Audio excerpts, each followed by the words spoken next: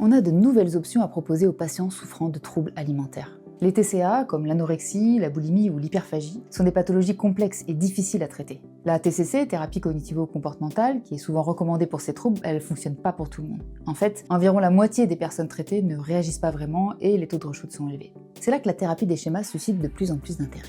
Une étude de cette année a exploré cette approche comme alternative potentielle auprès de femmes souffrant de troubles alimentaires, dont certaines depuis plus de 10 ans. Ce qu'on a observé, c'est que la thérapie des schémas permettait de traiter les racines profondes des troubles, et pas seulement l'anxiété ou les pensées négatives sous-jacentes au comportement, comme on peut le faire parfois. Il semble là qu'on ait pu traiter des schémas installés même depuis l'enfance. Alors l'étude a utilisé le test à 16 schémas, puis a travaillé avec les modes auprès des personnes. Donc les modes, ce sont des parties de nous avec lesquelles travaille la thérapie des schémas, et il en existe une dizaine. Et là, ce qu'on a fait, c'est qu'on en a même ajouté un nouveau qui est spécifique au TCA. C'est le mode sur contrôle de l'alimentation. Ça veut dire que là, on a adapté le travail des modes de cette approche pour cette pathologie spécifiquement.